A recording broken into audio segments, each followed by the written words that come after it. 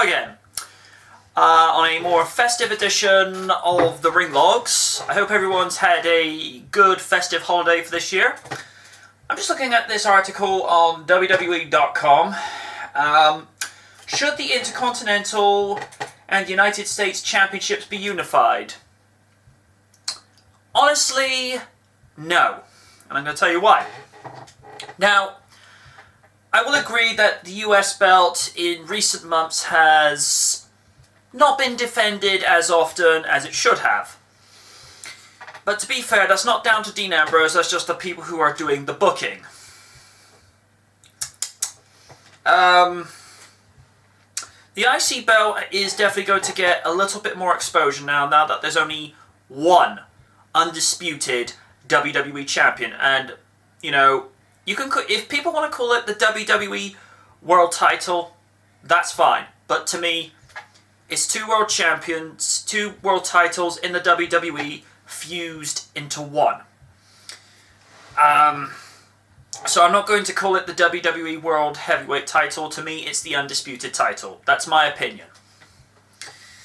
But taking the US and IC titles and fusing them into one, sure, the payoff will be bigger because of the fact that there'd be only one mid-card title, but I would argue that the WWE needs to have more opportunities created, not, you know, depleted. If you think about things in perspective like this, yeah, sure, the competition was a lot stiffer in the 90s before the European belt came along, but I would argue when they brought the European belt in, it was a much more accessible stepping stone to superstars who never had a title before, just to grab that first brass ring just to say, okay, they've now got their foot on the ladder, or they've got their foot in the door. You know, they know what the feeling of a champion tastes like. They like it, and they think, then they look to a bigger prize. And I felt that was a mistake on WWE's part in July of 2002 when the European and Intercontinental Championships were unified into one. Now, in the case of Survivor Series 2001, they tried to get rid of what was left of WCW. Because, you know, for story purposes, Vince McMahon wanted it completely gone. But when they brought the US title back in July of 2003 at Vengeance, which Eddie Guerrero won the tournament final match, it was something for SmackDown superstars to go for, because Raw had brought back the Intercontinental title, because at the time when they retired it in 2002 was stupid, in my own honest opinion. And it gave something for SmackDown guys to go after. But of course, with the brand extension over, they're saying, well, MJ, we don't need two mid-card championships. So, to that end, I simply offer this simple little suggestion. Make the US belt like the European title. Make it tertiary.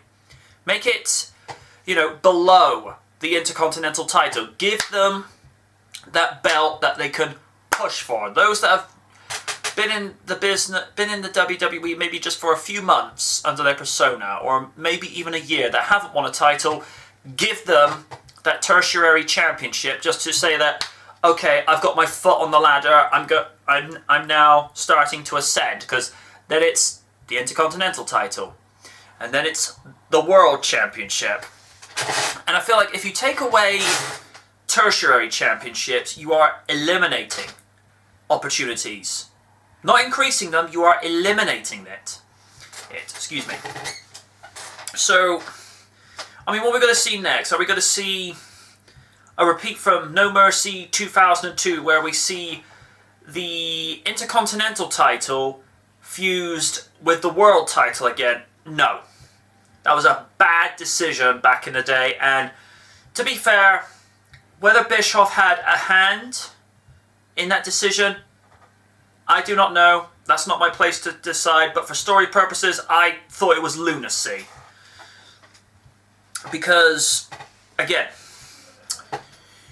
if you limit the field of what superstars and potential champions can grasp for the future, then yeah, you are making the competition a lot stiffer. It's going to make superstars work a lot harder. But again, I argue, what is the point of doing that? Now, when we had Raw and SmackDown's Tag Team Championships merged into one at 2009 for WrestleMania 25 on a pre-show, I've already voiced my opinions about that. I'm not going there again. That kind of made sense because it was then going back to how it was before we had brand-only champions. Because the idea was, when the brand extension started, that the women's and WWE Undisputed Champion would be exclusive to both brands. Now, of course, in the case of Stephanie McMahon and Brock Lesnar, Brock's became exclusive to SmackDown only, and for whatever reason, although it was never announced, the women's title became exclusive property of Raw. Again, never officially announced. I think it was just presumed. But I don't know. I still think it was a very poor decision to this day to have the Women's Championship retired and let the Divas title reign. Because it's like I've said before. You look at the women's title, there's prestige, there's heritage, there's decades of history of legendary female champions from the likes of Fabulous Moolah to Leilani Kai, Chyna, Jacqueline, Sable, Lita, my personal favourite, Trish Stratus. And I felt like if only Tori Wilson had hung around just those few more years, she could have been a champion. Because, alright, now when I say this objectively.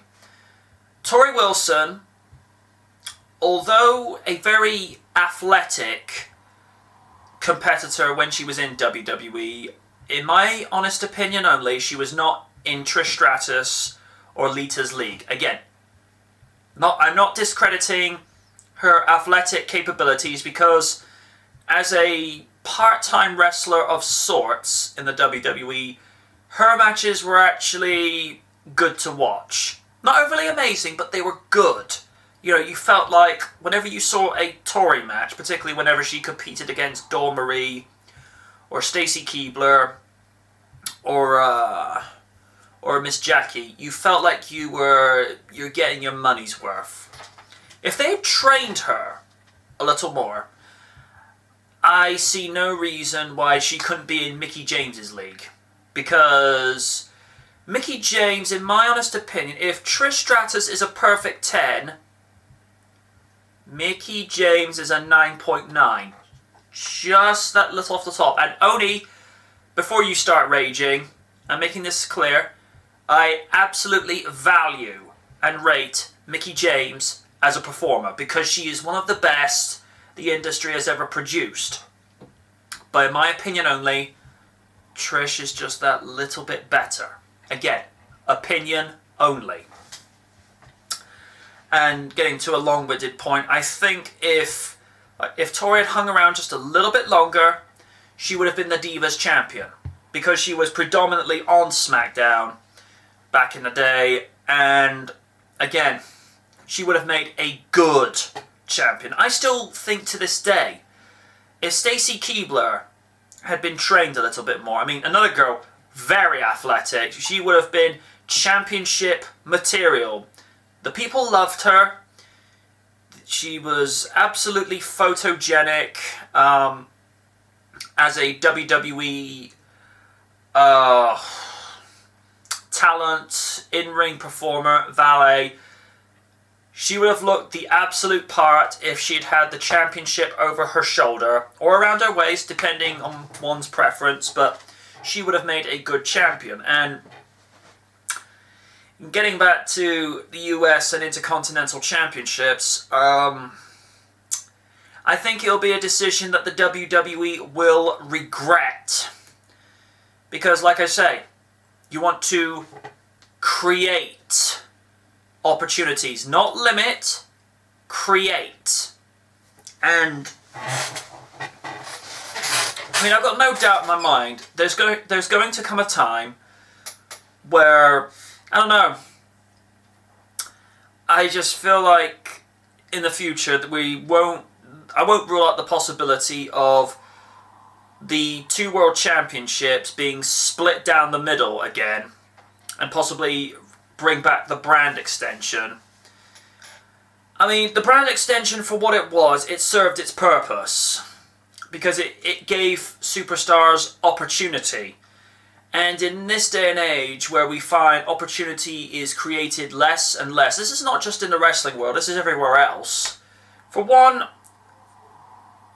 both titles have rich history, from T.A. Magnum to King Harley Race to Sergeant Slaughter, Steve Austin, and Ricky Steamboat, who has been US and Intercontinental Champion. And then you got the Intercontinental Championship that has rich history of Pat Patterson, Ricky Steamboat, Macho Man Randy Savage. Ooh yeah, dig it!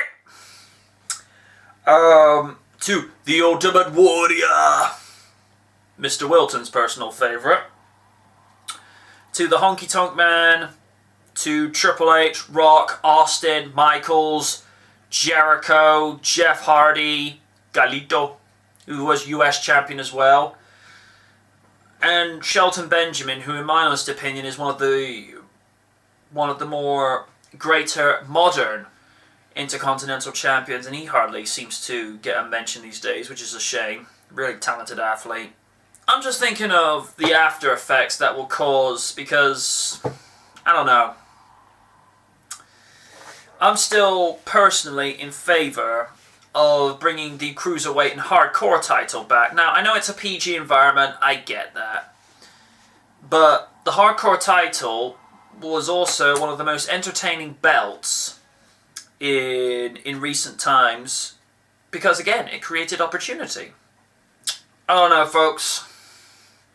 Like I say, you can leave your comments in the comment section below. Where do you stand on it?